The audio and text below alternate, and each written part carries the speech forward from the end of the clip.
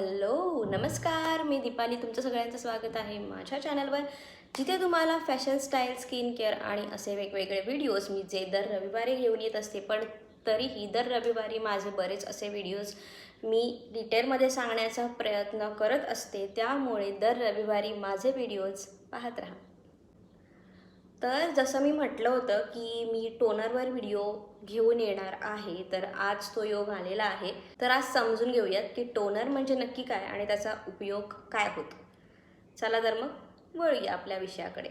तर टोनरची अशी वेगवेगळी कारणं आहेत आपल्या स्किनची, आपल्या चेहऱ्याच्या स्किनची काळजी घेण्यासाठी.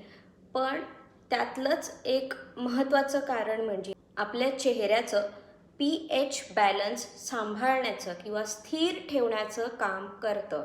तर पीएच बॅलन्स हे जे तुम्ही शब्द ऐकता पीएच, तर पीएच म्हणजे नक्की काय, पीएच माप म्हणजे नक्की काय तुम्हाला माहिती आहे का? तर पहिला आधी आपण ते समजून घेऊया की पीएच बॅलन्स राखणे म्हणजे नक्की काय.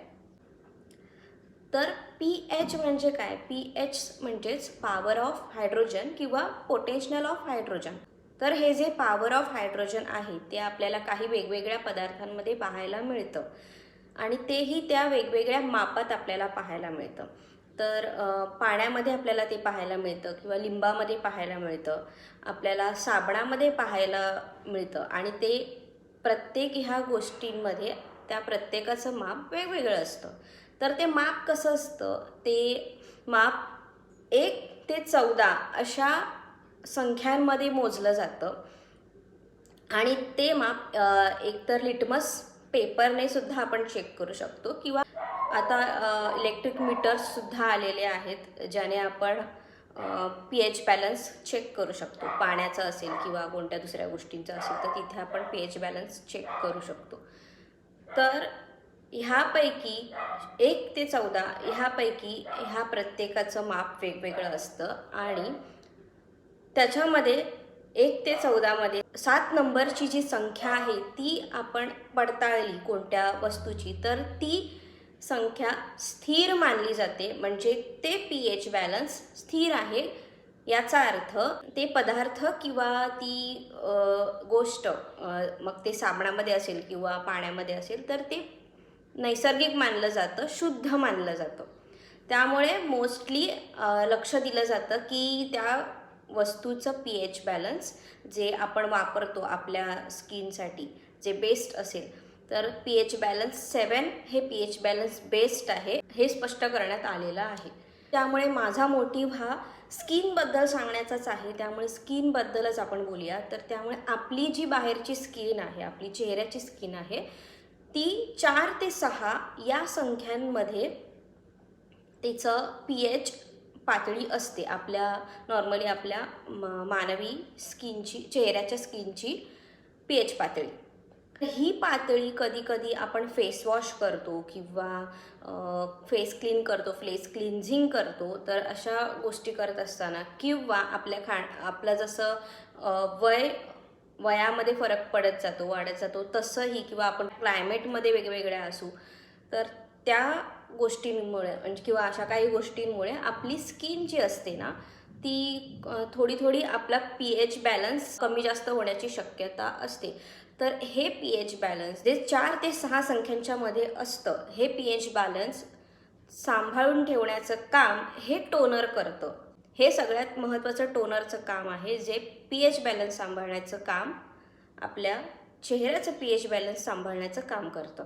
त्यामुळे सगळ्यात फर्स्ट जे आपल्या चेहऱ्यावर अप्लाय करायचं असेल किंवा आपल्या चेहऱ्यावर ज्याचा स्प्रे करायचा असेल, तर सगळ्यात पहिला ज्याचा उपयोग होतो आणि याचा उपयोग केलाच पाहिजे ते असतं आपलं फेस टोनर. फेस टोनरची तशीच अजून वेगवेगळी कारणं आहेत. फेस टोनर हे आपलं चेहऱ्याची स्किन क्लिन्झिंग करतं. आपले जे पोर्स आहेत ते मी असं म्हणणार नाही की डिरेक्टली आपले सगळे पोर्स असे सगळे नॉर्मल होतील किंवा आपली स्किन अजून लवकरात लवकर घट्ट होईल. पण नक्कीच आपण जर का टोनर वापरण्याची कन्सिस्टन्सी ठेवली तर आपले पोर्स किंवा आपली जी स्किन असते पोर्स झालेल्याची, ती बऱ्यापैकी हळूहळू घट्ट होण्याचं काम करायला लागते. पण त्यासाठी बराच वेळ लागतो.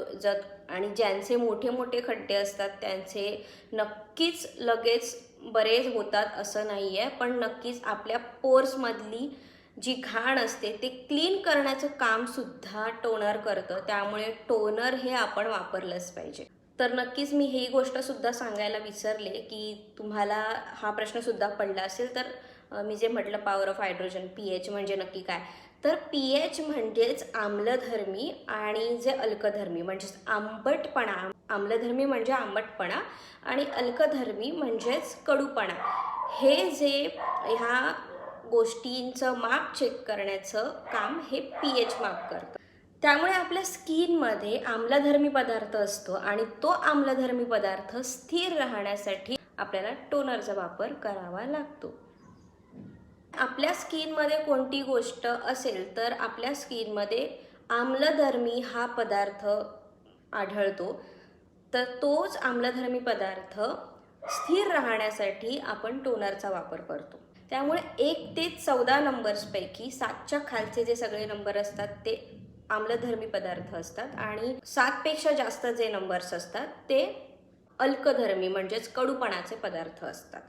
किंवा कडूपणा किंवा बुळबुळीतपणा, जसा सोडा असतो तो थोडासा बुळबुळीत लागतो. हा सोडासुद्धा 7पेक्षा जास्तच्या म्हणजेच अल्कधर्मी पदार्थामध्ये मोडतो.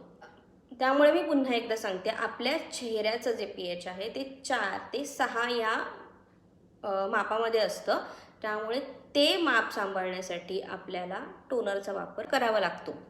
त्यांचा चेहरा ऑइली आहे, त्यांच्या चेहऱ्यावर पोर्सचं प्रमाण जास्त दिसतं, कारण पिंपल्सचं प्रमाणसुद्धा तितकंच जास्त असतं आणि ते पोर्स खूप मोठे मोठे असतात. तर ते क्लीन करण्याचं काम हे टोनर नक्कीच करतं. दुसरी गोष्ट, ज्यांचा चेहरा जास्त कोरडा आहे त्यांना तर टोनरची गरजच आहे, कारण त्यांच्या चेहऱ्यावर जो आंबटपणा आपल्या स्किनमध्ये असला पाहिजे तो बऱ्यापैकी कमी प्रमाणात असतो. त्यामुळे तो टिकून राहण्यासाठी आपल्याला टोनरचा वापर हा करावाच लागतो. ह्या टोनरमुळे आपली स्किन हायड्रेट राहते, आपली स्किन छान मऊ आणि ओलट ठेवण्याचं काम टोनर करतं. त्यामुळे टोनर लावल्यावर लगेच आपल्याला मॉइश्चरायझरचा वापरसुद्धा करावाच लागतो आणि ह्या गोष्टी सांभाळून ठेवण्यासाठी.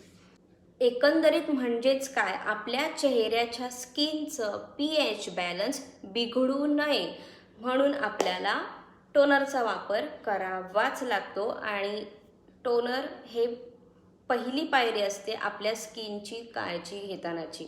तर टोनर लावायला अजिबात विसरू नका. तर मार्केटमध्ये बऱ्याच वेगवेगळ्या प्रकारचे टोनर आलेले आहेत. त्याच्यामध्ये आत्ता सध्या ट्रेंडमध्ये नायसिनामाइड किंवा राईस वॉटर हे सगळे टोनर आहेत. पण तुम्हाला बेसिकपासून ट्राय करायचे असतील तर मी सांगेन सगळ्यात पहिलं रोज वॉटर, त्याच्यानंतर ॲलोवेराचे जे असतात ते टोनर तुम्ही यूज करू शकता. त्यानंतर ग्रीन टीचं जे असतं ते टोनरसुद्धा बेस्ट आहे फेससाठी. त्यानंतर काकडीचंच जे टोनर असतं ते बेस्ट आहे रेग्युलर वापरासाठी. आणि कंपनीचे जर का टोनर तुम्हाला ऐकायचे असतील तर आल्प गुडनेसचे टोनर बेस्ट आहे. त्यानंतर जोविसचे टोनरसुद्धा बेस्ट आहेत वापरण्यासाठी. चांगलं अजून बेस्ट तुम्हाला यूज करायचे असतील तर पिलग्रीमचं टोनरसुद्धा चांगले आहेत आपल्याला रेग्युलर वापरण्यासाठी. तर हे सगळे टोनर तुम्ही नक्की ट्राय करू शकता. तर आशा आहे तुम्हाला माझा हा आजचा व्हिडिओ नक्की व्यवस्थित समजला असेल.